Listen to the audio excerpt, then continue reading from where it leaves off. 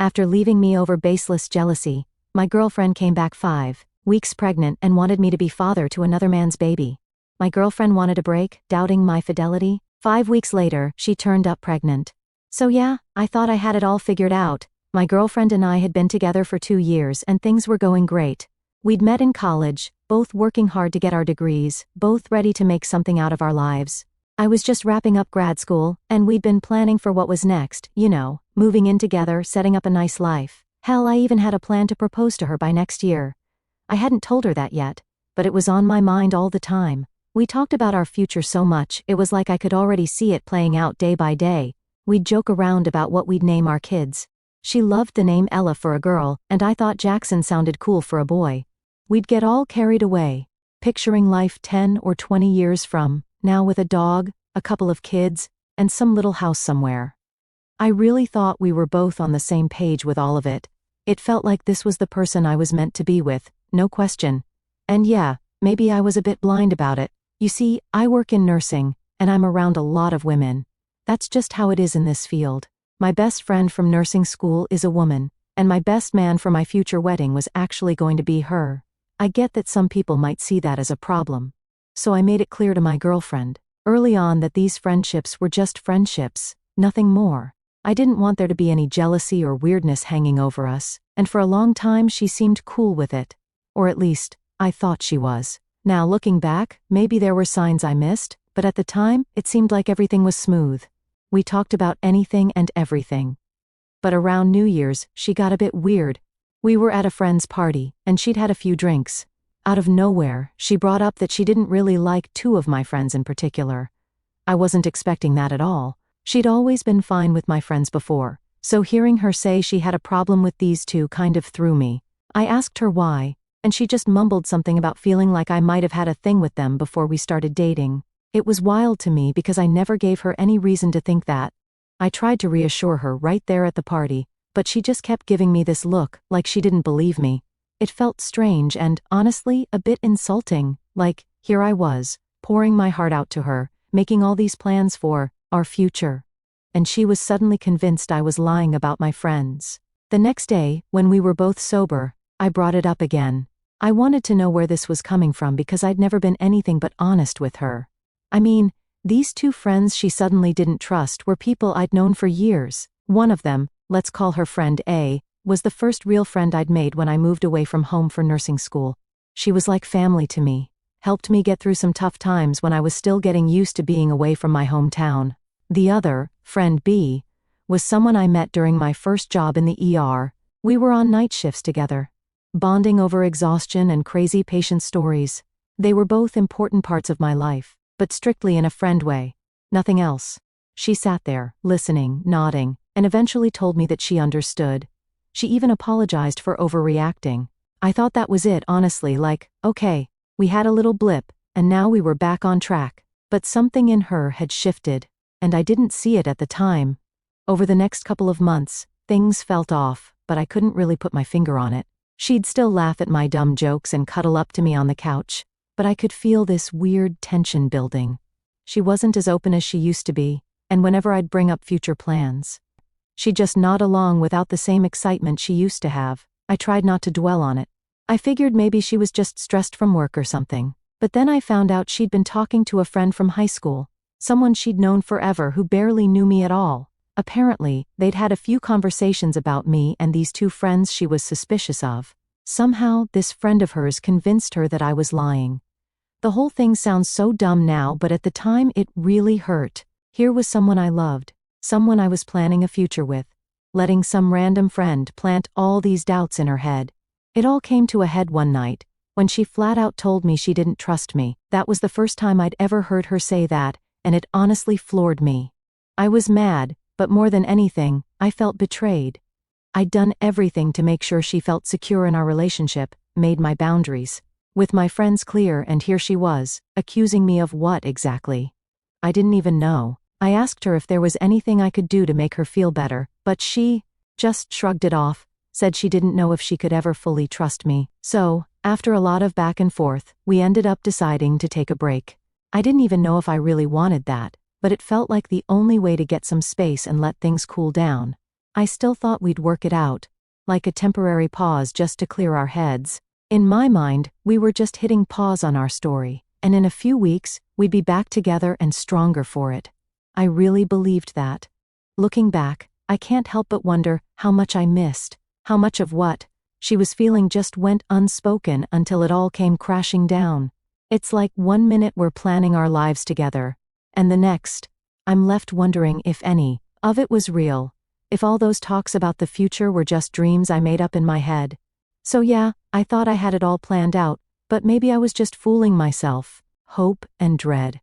After we agreed to take a break, I felt this weird combination of hope and dread, like I was convinced this was just a phase, a little reset button we needed to hit. We'd been together for 2 years, and this was just a blip, right? She had her doubts, but I thought once she got some space, she'd realize I was being genuine, that there was nothing going on with my friends. It felt stupid though, because as much as I tried to convince myself everything would be fine, there was this gut feeling I couldn't shake. Something was off, but I couldn't put my finger on it. I was giving her the space she'd asked for, but that didn't mean it was easy. Every day, I'd get this urge to text her, call her, just ask her how she was doing, but I held back. I figured that was what she wanted. It was rough though. You spend 2 years with someone and then suddenly you're not supposed to talk to them. It messed with my head. I'd wake up every morning, half expecting a message from her, some sign that she was ready to work things out, but there was nothing, just silence. A couple of weeks into the break, I tried to distract myself. I buried myself in my work, cramming for exams, spending extra hours studying, even though my brain was already fried. Friends noticed I was off, but I didn't want to get into it with anyone. I'd just tell them I was fine and move on. The truth was, I was anything but fine. I was on edge, constantly wondering if she was thinking about me the way I was thinking about her. About a month into this whole break thing, I was finally starting to accept the silence. I thought maybe this was just going to be a long break, that she'd come back when she was ready. It sucked, but I'd kind of settled into this waiting game, just hoping she'd text me, ask to meet up, something. Then, one random Tuesday, she reached out. She said she wanted to talk in person, which sounded promising. I remember feeling like I was about to get some sort of closure, maybe even an apology for doubting me. I kept thinking she'd say she missed me, that the break helped her realize I was being honest all along. I went over a million scenarios in my head, every single one ending with us getting back together. When I saw her though, something in her eyes just didn't look right. She looked guilty, almost, like she couldn't meet my gaze for more than a second. I tried to brush it off, thinking maybe she just felt bad about the way things had gone down. I asked her how she'd been, trying to keep it light, but she cut straight to the point. She told me she'd made a mistake. That's exactly how she put it, I made a mistake. And before I could even process what she was saying, she dropped the real news. She'd hooked up with a coworker, twice apparently. It happened right after we agreed to take the break. She kept saying it was a mistake, that she was confused and angry and hurt, but none of that mattered to me at that moment. I could barely breathe. I remember just staring at her, trying to wrap my head around it. This was the person I'd planned my future with, the person I trusted more than anyone, and she'd gone and done the exact thing she accused me of. The irony would be funny if it didn't hurt so much. She tried to justify it, saying that she was feeling insecure and thought I was hiding things from her. It was like she was trying to twist it into some messed up form of self-defense, like she wouldn't have done it if I hadn't had close friends who happened to be women. I couldn't believe what I was hearing. All those conversations we'd had, the promises, the future we dreamed up together, it felt like it all vanished in an instant. I asked her if she loved him. I don't know why I asked that, but it just came out. She looked at me, wide-eyed, like she hadn't expected me to say that.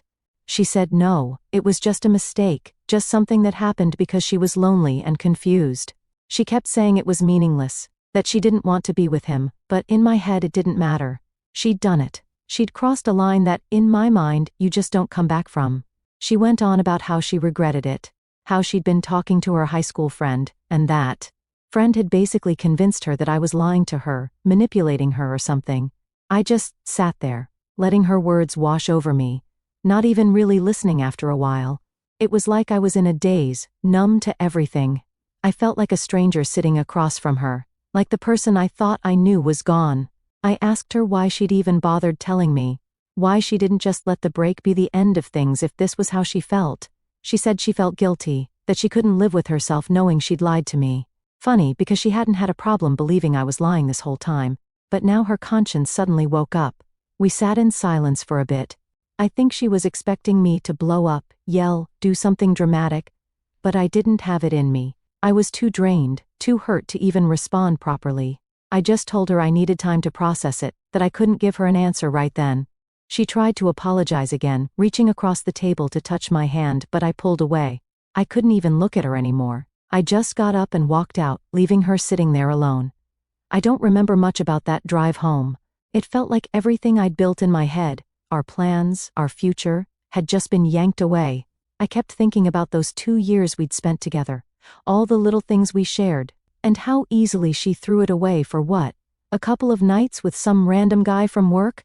When I got home, I just sat in the dark for hours, replaying everything in my mind, trying to figure out where it all went wrong. I kept wondering if I could have done something different, if there was some way I could have prevented this, but deep down, I knew the truth. She'd made her choice, and now I had to make mine. After that, I didn't reach out. She sent a couple of texts, saying she was sorry, that she wanted to talk things through, but I couldn't bring myself to reply. It was like every message just reopened the wound, made it hurt all over again. I didn't want her apologies. I wanted back the person I thought I knew, the future I'd thought we'd have. And now I wasn't sure if either of those things had ever been real. After that talk, I thought I'd feel something, closure, anger, whatever. But it was more like this numbness just settled over me. My brain wouldn't process it fully, almost like it was in shock. I went through the motions every day, but I felt detached from everything. It was like my body was moving, going to work, doing what it needed to, but my mind was stuck somewhere else, looping through every single thing she'd told me. I kept replaying that conversation in my head, trying to pick apart every word, wondering if there was something I missed, like, was there a moment when she showed some real remorse? Was there some hidden meaning behind what she said that I could cling to? But there was nothing. Every time I went over it, it felt emptier, like she'd given me this hollowed-out version of an apology. My friends noticed something was up, obviously. They could tell I was zoning out, that I wasn't myself, but I wasn't ready to talk to anyone about it yet. I mean, how do you even start that conversation? Hey, yeah, my girlfriend cheated on me with her coworker during our break because she thought I was lying about my friends? Just saying it out loud would make it feel even more real. So I just kept it all bottled up, told everyone I was fine, and hoped they'd leave it alone. Nights were the worst. I'd lie there in bed, staring at the ceiling, and my brain wouldn't shut up.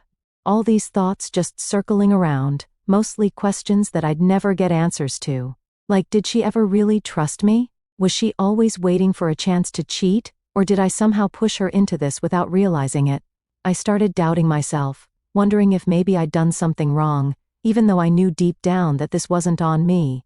I thought about texting her so many times, even though I knew that was a terrible idea. I'd pick up my phone, stare at her name, type out some half-hearted message, and then delete it. I wanted answers, but at the same time, I didn't want to open myself up to more hurt. Every time I thought about asking her anything, I imagined her with that guy, and it just twisted the knife all over again. Eventually, the lack of sleep started catching up with me. I was exhausted, barely keeping it together at work. I'd show up, try to focus, but half the time, I was just running on autopilot. I'd catch myself staring off into space, getting lost in my thoughts, and then snap. Back to reality. When someone asked me a question or needed help with something, I knew it was bad, but I didn't know what else to do. It felt like I was trapped in this fog of emotions with no way to see my way out. One day, I tried going for a run, hoping it would help clear my mind. I used to run a lot, especially when things got stressful in school, so I thought maybe it would work again. But halfway through, I just stopped in the middle of the track, completely, out of breath and feeling like I'd made everything worse. My chest was tight, my hands were shaking, and for a second I thought I was going to pass out. I sat down on the grass, just trying to breathe, but every time I closed my eyes, it was like she was there. I could see her face, hear her voice telling me how sorry she was, and it just crushed me. I don't know how long I sat there, but eventually I got up and walked back home. That's when I knew I needed some kind of distraction, something to keep my mind busy. So I buried myself in work even harder. I started picking up extra shifts, staying late, doing whatever I could to avoid going back to that empty apartment. I'd volunteer for things I'd usually avoid, like organizing files, just so I didn't have to think about anything else. It helped a little, I guess. But the second I was alone again, it all came flooding back. Then the panic attacks started. They'd hit me out of nowhere, like first thing in the morning or late at night. I'd wake up feeling like I couldn't breathe, my heart racing, my hands sweating. I'd have to sit on the edge of my bed, take deep breaths, just trying to get a grip. The worst part was that it felt like it wasn't even my life anymore. I was this shell of a person, just trying to get through the day without falling apart. The people around me kept asking if I was okay. My friends would check in, ask if I wanted to hang out or go to a movie, but I'd always say no. I couldn't bring myself to be around anyone, let alone pretend like everything was fine. I didn't want to drag anyone else into this mess, so I just shut myself off, hoping the numbness would eventually fade. But instead of fading, it started turning into this deep, aching sadness. I'd think about our memories together, the trips we took, the nights we spent laughing, all those late-night talks about our future, and it felt like each memory was tainted now. It was like I couldn't even look back on the good times without feeling that sharp sting of betrayal. One night, after another sleepless stretch, I found myself looking through our old photos. I don't know why I did it. Maybe I just wanted to remember what things were like before all this happened, but it backfired. Seeing her smiling, all those moments where I thought we were happy, just reminded me of everything I'd lost. I ended up deleting most of them, like that would somehow help me forget, but it didn't. I couldn't get rid of the memories that easily. At this point, I knew I needed to do something, anything, to break this cycle. But I didn't know where to start. Therapy crossed my mind, but I was hesitant. It felt like admitting defeat, like saying I couldn't handle this on my own. But as each day passed, I was starting to realize that maybe I couldn't handle it, not without some kind of support at least. The worst part was the loneliness, not just being alone, but feeling like nobody really understood what I was going through. I'd see other couples around me, people laughing and holding hands, and it was like a knife twisting in my chest. I'd been that guy just a few months ago, the one with his whole future planned out, and now I was this mess of a person who didn't even know how to get through the next hour, let alone the next week. Looking back, it feels like she took more than just our relationship when she cheated. She took my peace of mind, my ability to trust, maybe even my sense of who I was, and trying to rebuild all that alone was harder than I'd ever imagined. Every day felt like a battle, just trying to stay afloat in this sea of anger and sadness. But I kept going because what else was there to do? I couldn't let her destroy me completely, so that was my life, surviving one day at a time, hoping that eventually the pain would start to fade. I hit rock bottom pretty soon after that. The endless nights of barely sleeping, feeling like a stranger in my own life, the panic, attacks. It was all piling up, like I was carrying around a weight I couldn't shake off. I knew I needed a way out of this, but every step forward felt impossible, like I was stuck in quicksand. There were days I'd get up, stare at myself in the mirror, and barely recognize the person looking back. I looked drained, worn out. It was like I was watching myself fall apart in slow motion. One of the worst moments came when I got news that a friend's mom had passed away. She'd been kind to me growing up, and I couldn't not go to the funeral, so I got dressed up, drove to the funeral home, and braced myself to see a bunch of people from back home. At first, I thought I was handling it okay, standing in line, making small talk with people I hadn't seen in years.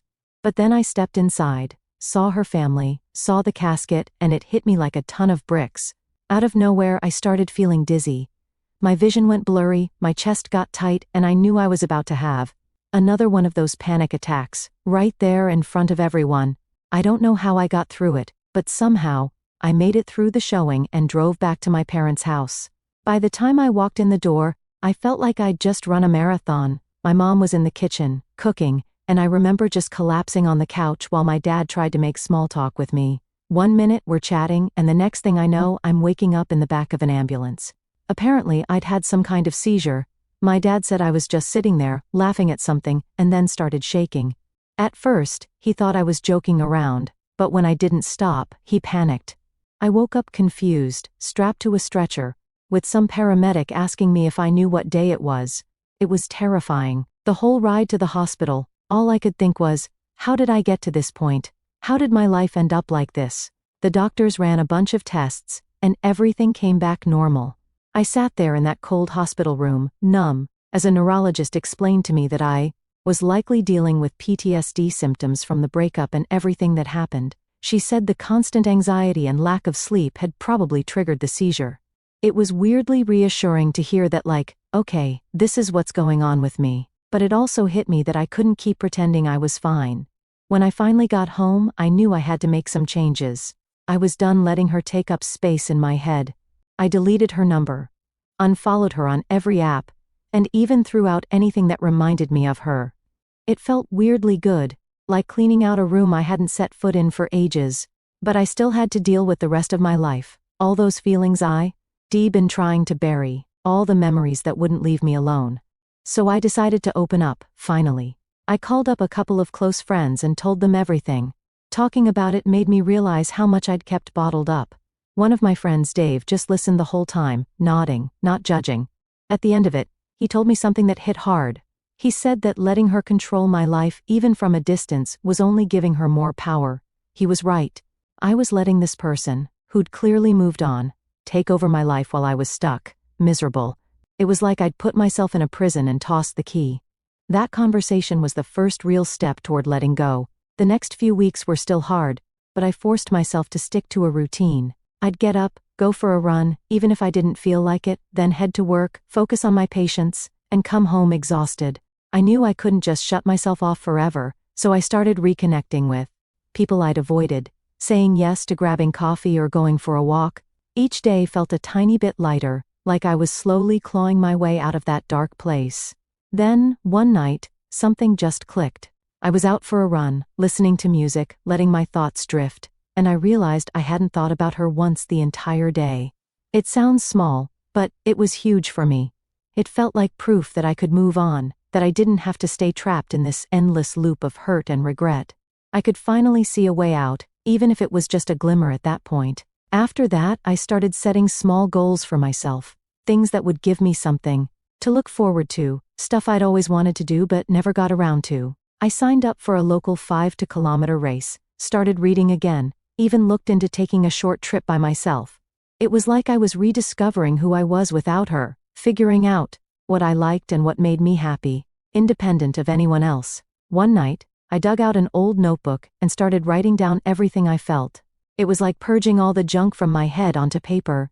I wrote about the anger, the betrayal, the nights I couldn't sleep, the times I almost reached out to her but didn't. I just let it all pour out, raw and unfiltered, and after pages and pages of scribbling, I felt lighter, like I'd let go of some invisible weight.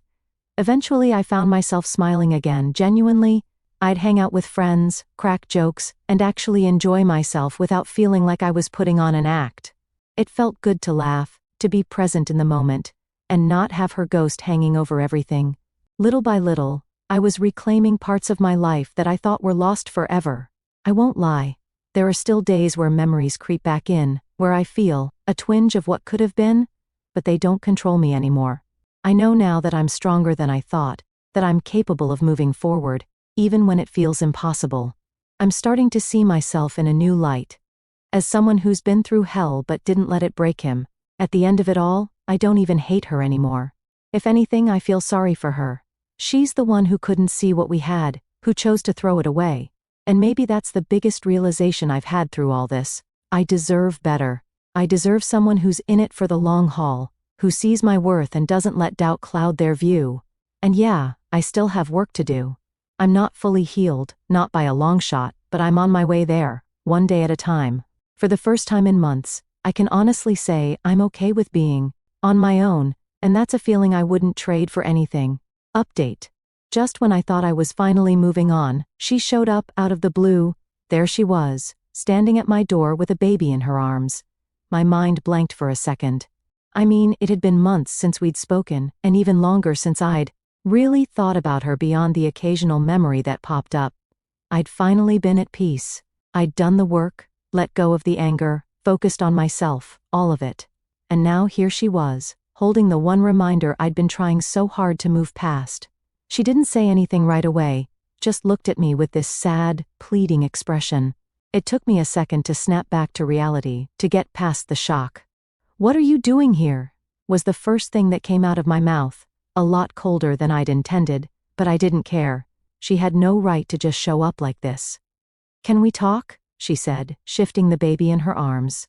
I didn't know where else to go. I crossed my arms, blocking the doorway. Talk about what? I was done with her games, done with the guilt trips, done with the emotional mess she'd left behind. I wasn't about to let her waltz back into my life just because things hadn't worked out the way she thought they would. She looked down at the baby, then back at me. "I thought you'd at least want to meet him," she said softly. "He's part of you too, whether you like it or not." It was a low blow, and she knew it. I took a deep breath, trying to keep my cool. "No," I said, forcing myself to stay calm.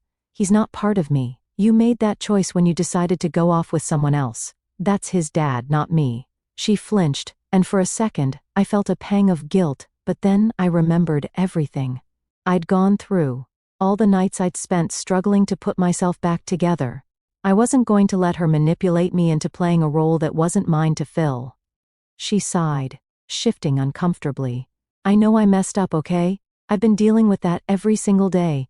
But he doesn't have anyone else." Her voice cracked a little, and she looked at me, eyes full of this desperation that, honestly, made me feel a little sick. "Where's his dad?" I asked bluntly. I wanted to hear her say it, to admit that whatever she thought she had with this guy clearly hadn't worked out. She hesitated, and I knew I'd hit a nerve. "He left," she mumbled, barely audible.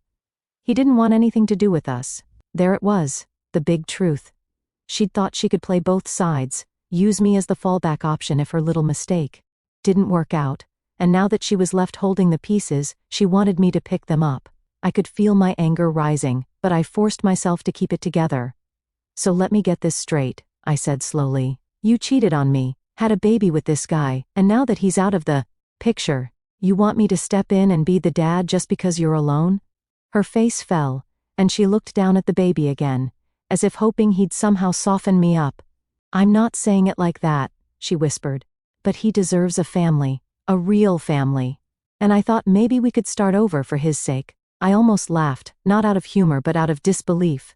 She actually thought she could just show up, say a few lines about starting over, and I'd just forget everything. It was like she didn't even realize how much damage she'd done. "I don't think you get it," I said, trying to keep my voice steady. "I've moved on. I spent months putting myself back together after what you did. I'm not the same guy I was back then, and I'm definitely not interested in playing happy family with someone who destroyed my trust." "But it's different now," she insisted, her voice breaking a bit. "We could be different.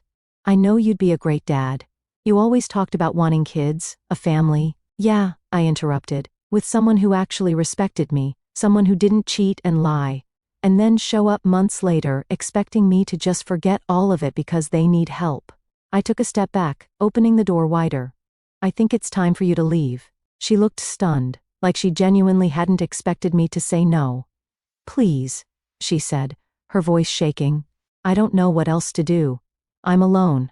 "That's not my problem," I replied firmly. "You made your choice. You chose him over me, and now you're dealing with the consequences. I'm not here to clean up your mess." For a moment, she just stood there, staring at me, her eyes filling with tears. I could see the pain, the regret, maybe even a bit of guilt, but I didn't let it sway me. I couldn't. I'd finally found some peace, and I wasn't about to let her rip it all apart again. "I thought you'd be different," she whispered. "I thought you'd understand." I shook my head. I did understand once, but I'm done being the backup plan. I'm done with the guilt trips, the manipulations. This is your life now, not mine. I'm not going to raise another man's child just because you messed up. She didn't say anything else after that, just held the baby a little tighter and nodded, a defeated look in her eyes. For a second, I felt a little pang of sympathy. I mean, yeah, she looked miserable, and I could see that she was hurting, but that didn't change anything. I wasn't about to give up my own happiness to fix her mistakes. Without another word, she turned and walked away slowly, like she was in a daze. I closed the door and just stood there, staring at it, feeling a strange mix of relief and sadness. Part of me felt bad for the kid.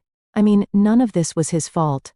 But I couldn't let myself get dragged into a life that wasn't mine, a responsibility that wasn't mine to bear. I took a deep breath, leaning against the door, trying to calm down. It was over. Really over. Whatever tiny bit of closure I still needed, that moment gave it to me. I knew now that I'd made the right choice by letting her go. I'd given myself a second chance, a clean break. And I wasn't going to mess it up by getting pulled back into her drama. She was out of my life for good, and I was finally free to live mine. And for the first time, I felt okay with that. Hey, with time, I know I'll keep moving forward, one step at a time.